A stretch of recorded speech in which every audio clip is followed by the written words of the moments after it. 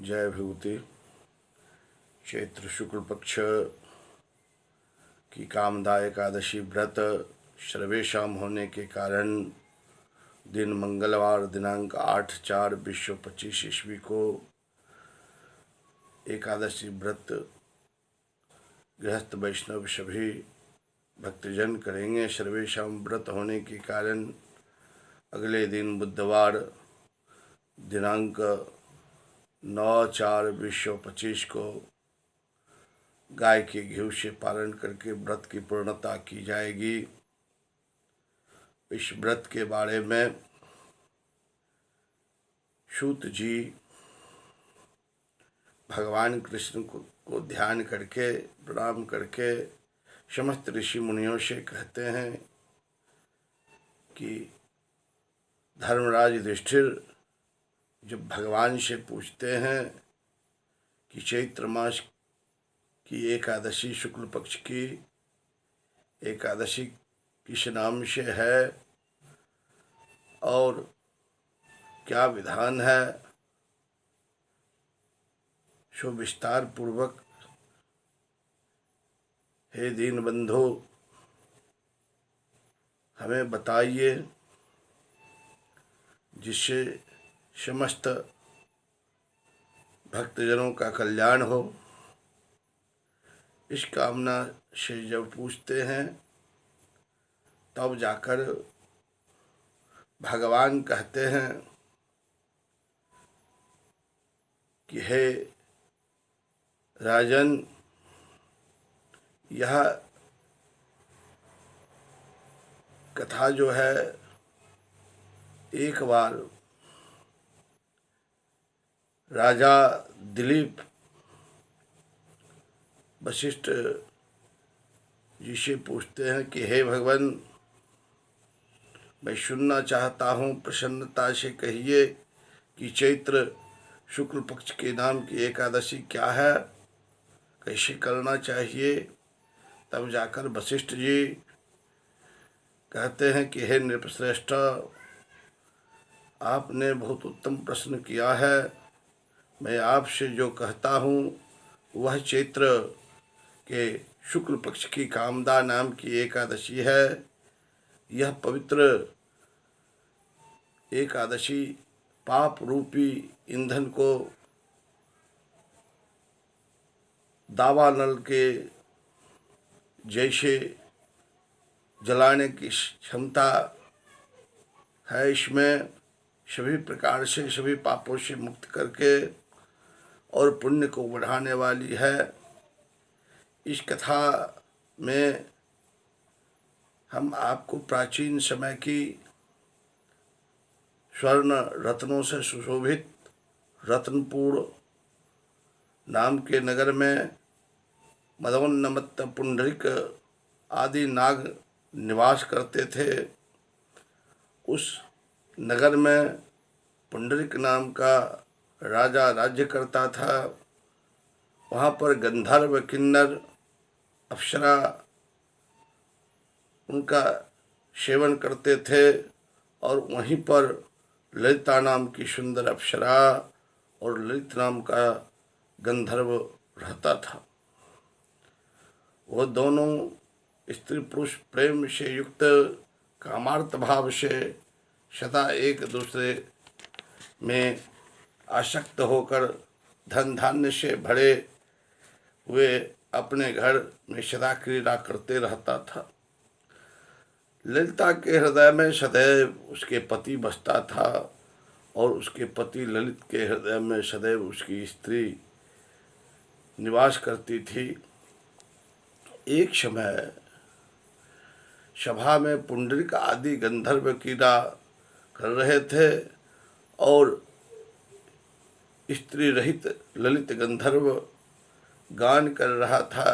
वह ललिता की याद में बेसुरा गान गाने लगा। उसका पद ठीक ताल पर विश्राम नहीं लेते थे। कर्कोटक के मन में आया कि इस प्रकार से क्यों गायन कर रहा है। वह उसकी अंतरात्मा की बात को समझ गया और जाकर पुंडरीक से कहा कि यह ठीक से गायन नहीं कर रहा है, अपनी ललिता के याद में यह बेसुधा है। क्रोध से पुंडरीक की आंखें लाल हो गई और उस कामातुर ललित को शाप दे दिया कि हे दुर्बुद्धे, तुम मनुष्य को खाने वाला राक्षस हो जाओ, क्योंकि तू मेरे सामने गान करता हुआ स्त्री के वश में हो गया। हे राजेंद्र, इस वचन से वह राक्षस रूप हो गया और उसका स्वरूप भयंकर हो गया। मुख बहुत बड़ा हो गया, बड़े बड़े नेत्र, देखने में डर लगने लगता था। भुजा 4 कोस की लंबी, मुख बड़ी कंदरा के समान हो गया। सूरज और चंद्रमा के समान बड़े बड़े नेत्र हो गए। पर्वत के समान उसका गला हो गया, गुफा के समान उसका नाक का छिद्र हो गया और 2 कोस लंबे उसके ओष्ठ हो गए। उसका शरीर 8 योजन ऊंचाई तक छू गया। इस प्रकार से वह कर्म फल भोगने के लिए उद्यत हो गया राक्षस। ललिता अपने पति के इस भयंकर रूप को देखकर बहुत दुखी हुई। मन में चिंता करने लगी कि मेरे पति को इस शाप से कैसे मुक्ति होगी, क्या यत्न करूं, कहाँ जाऊं। इस चिंता में वह उसके चित्त में शांति नहीं था। ललिता पति के साथ गहन वन में भ्रमण करने लगी। वह काम रूपी राक्षस भी कठिन वन में घूमने लगा और उसके चित्त में शांति नहीं मिलती थी। वह राक्षस निर्दयी, पापी, कुरूप, मनुष्यों को खाने वाला हो गया। ताप से पीड़ित होकर रात दिन सुख नहीं मिलता था। ललिता उसकी यह दशा देखकर बहुत दुखी हुई और रोती हुई उसके साथ गंभीर वन में घूमने लगी। एक समय ललिता ने आश्चर्ययुक्त विंध्याचल के शिखर पर श्रृंगी ऋषि के परम पवित्र आश्रम को देखा।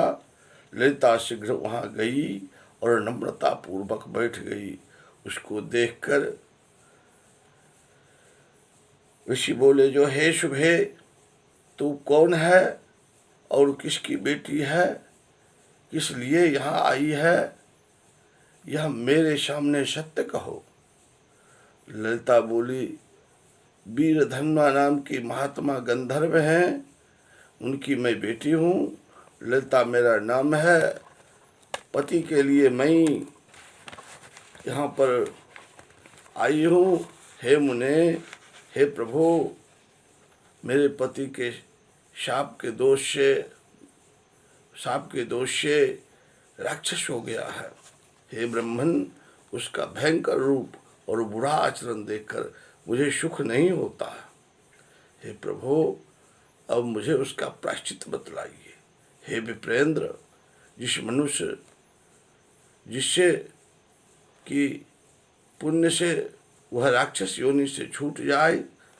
ऋषि बोले, हे रंभोर, चैत्र मास के शुक्ल पक्ष की कामदा नाम की एकादशी, इसका व्रत करने से मनुष्य की इच्छा पूरी होती है। मेरे कहने से विधि पूर्वक उसका व्रत करो और उस व्रत के पुण्य अपने पति के लिए दे दो। उस पुण्य के देने से उसका शाप क्षण भर में दूर हो जाएगा। हे राजन, मुनि के यह वचन सुनकर ललिता प्रसन्न हुई। एकादशी व्रत करके द्वादशी के दिन ब्राह्मण के समीप भगवान नारायण का स्मरण करते हुए ललिता अपने पति के उद्धार के लिए बोली, मैंने जो कामदा एकादशी व्रत किया है, उसके पुण्य के प्रभाव से इसकी पिशाच योनि दूर हो जाए। उसी समय राक्षस योनि से वह सामान जो बैठा हुआ था ललित मुक्त हो गया। ललिता के इस वाक्य से ही उसके सारे पाप दूर हो गए।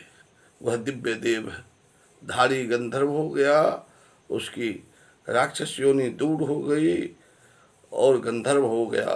फिर सुवर्ण और रत्नों से, आभूषणों से परिपूर्ण होकर ललिता के साथ रमण करने लगा।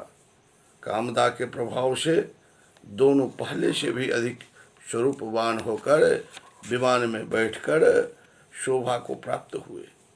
हे नृपश्रेष्ठ, यह जानकर इसका व्रत अच्छी तरह से करना चाहिए। लोक के हित के लिए मैंने तुमसे कहा। इस व्रत के प्रभाव से ब्रह्महत्या आदि पाप पिशाच योनि को नष्ट करने वाली इससे बढ़कर चर अचर तीनों लोक में कोई दूसरा व्रत नहीं है।